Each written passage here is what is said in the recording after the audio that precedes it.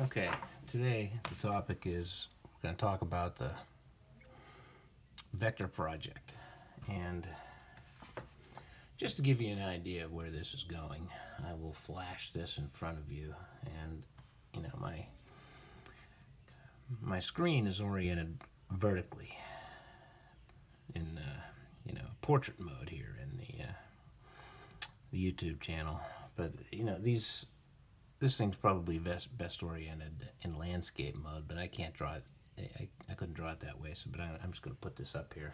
This is an example of a completed project, and I can't get the whole thing in there because we usually did this on this what's called a piece of oak tag, and you guys had to hand in the oak tag, and on the front of it you had the drawing, and on the back, I'm not going to put this up there very long because I don't want anybody working on it this weekend. I'm going to talk about that too.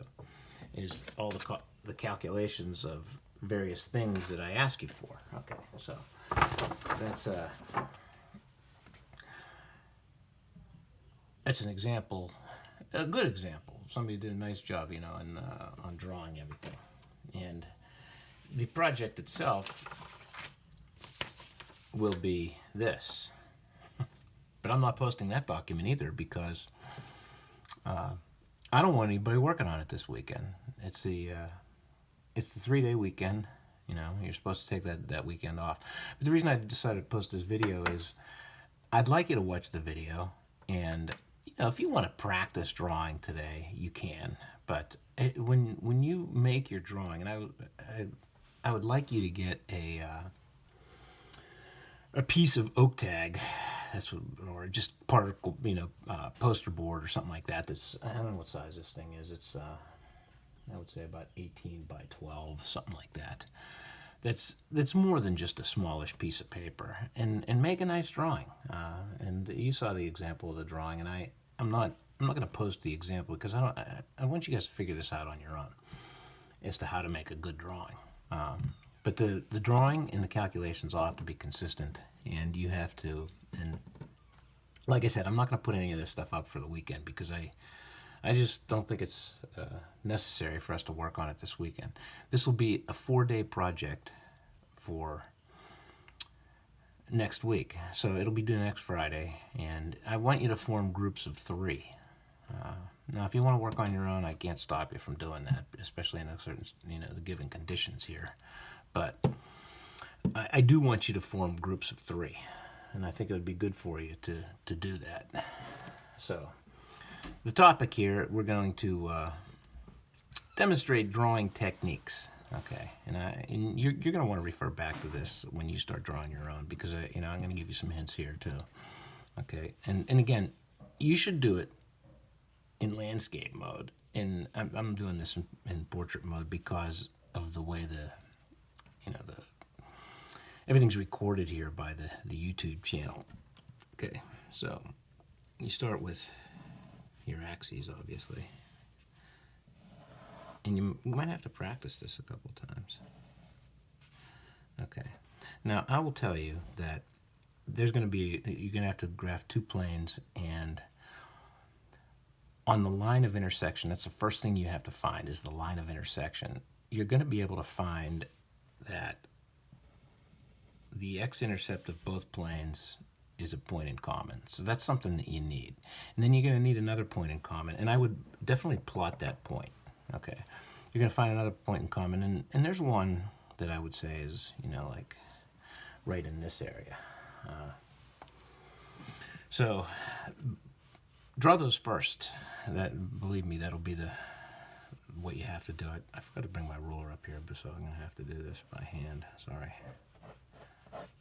Okay, so the first thing you draw, without a doubt, should be this line of intersection. And now that I got it on there, I'm going to put it in a heavier fashion in blue. Now, the thing about the line of intersection is it's going to be visible in the final drawing. And this is always going to be the case. When you're drawing an intersection of 2 planes, you should show the line of intersection first. Otherwise, you're going to have these stupid looking drawings. And my guess is at some point or another, you're going to have a stupid looking drawing. You're just going to have to do it over. All right. So the hint here is that you're going to have this point that you're going to be able to find that's on both planes that is the x-intersection of both planes. Find that point. And then find another point on this line once you find the line. And that's not too hard to do. All you have to do is write the equation of the line of intersection, I should say, and then substitute a value of d, and you'll be able to find another point. Now, there are points that are better than others that are all integer value, but I'll let you figure that out. Okay, well, there are going to be two planes, and the orientation of the plane really doesn't make all much difference, but here's what you should do. Now, I'll tell you because, you know, this is not the ideal situation, obviously, that use this point as a point of reference, okay? And I'm going to draw the first plane off of that, and you can experiment. I could orient it like this or like this, but I'm going to say this is probably going to be pretty good. Okay, and I'm going to draw a line, and I'll stop about right here. Now, on your OCTAG or your poster board, this line should continue. I mean, I'm limited here, obviously. Okay, and this is a crucial part of it. When you're drawing these planes, the edges should be parallel to that line of intersection. All right, so I'm going to draw out this way, parallel to the line of intersection. And again, I would have more space out here, but I'm out of space. All right, so the rest of the plane up here, this edge, when I draw this one, should be parallel to that edge. Now, I don't want to... Let me see, I'm going to rotate my picture to do that. And I'm going to put it a little bit off screen. But you should be entirely contained on your poster board. And I'm going to go over here. And even if, by the way, if you decide to make it too big, that, let me get back on frame here, that you end up with... your plane goes off of the poster board, don't worry about that. Just cut it off, cut the corner off like I did. It's not the end of the world. All right, and this edge up here should be parallel to this line and this line. Okay.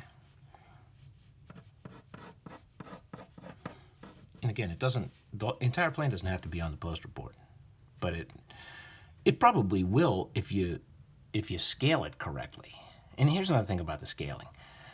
Don't draw some itty-bitty drawing that, you know, takes up 1/20th of that poster board. Practice this technique before you start drawing on that poster board, especially with a pen. You want to make sure this thing looks right before you start making things permanent. Unless you want to waste poster board, which, you know, with my OCTAG that I provided every year, people wasted that like crazy. All right, so look, this is how a plane is depicted in, that's not quite parallel. I'm not happy with that. I'm going back again. Is this why it's important to do this in pencil and not too heavy so you can erase easily. All right, we're going to have another plane, and this is the line of intersection, keep in mind. So this point and this point are crucial for what happens next because we already drew those. Now, if you try to draw the second plane not using those points, it's not going to look right. And I'm not going to do it just to show you how something looks when it looks bad. But it's just not going to look right. Trust me on that. And if you know, when you're practicing, try to do it otherwise, and you'll see what I'm talking about. All right, now this plane intersects it, obviously. We can't use this same orientation, so we're going to have a different orientation. And really, it doesn't even matter what this orientation is. You can, and I ask you to find the angle between these planes, and you'll find, and I'll give this away right now, it's perpendicular. But I don't have to draw this at a right angle to make it look like it's at a right angle. So I'm going to come up here, say, like so. And down this way. Okay, and I'm going to say that's a right angle. And it's easy to make it look like a right angle. All you have to do is, you know, follow the techniques that we've been talking about all along. All right, now I'm also going to, and once you decide how long this is, it really doesn't make any difference. I mean, these don't have to be equal lengths, but it probably looks a little bit better if they are, but it doesn't matter. All right, so this is going to have to be parallel, coming up this way to the line of intersection. This is going to have to be parallel to the line of intersection. And here's another thing that's important. This edge of this plane should be parallel to the edge that you just drew. All right, so looking at it, it's sort of like this.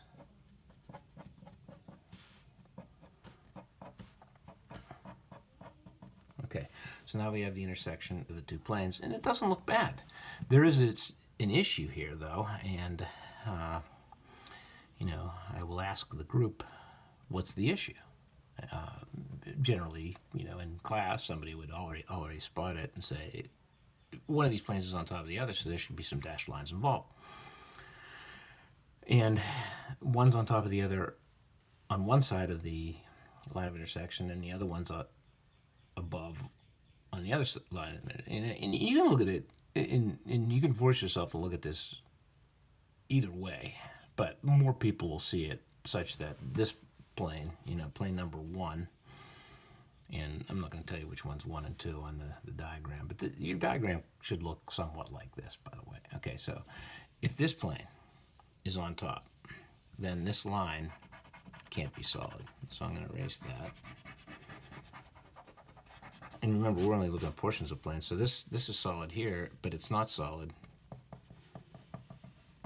here. Okay. All right, now up here, and we just about made it there. This plane is on top of that one, so this edge needs to be dashed. And then again, we're looking over here. Everything's good over here because this isn't obscured, so we're all good. Okay. All right, now once you think you've got it good, most students at one time or another, I don't know if you guys can get together or FaceTime or whatever, whoever's good at drawing, who's going to do the drawing, you delegate the task to them, and you got to work together here, and I want you to work together. I don't want you to do this by yourselves. I think it's a group project. It's always been a group project, and it's better as a group project. All right, so you could even add some color here. Once you know what's going to be dashed and what's not going to be dashed, you can say, all right, this is going to be the green plane, and you come in with it, and this is. You could even erase that in pencil, and if you have. And say this one could be the red plane.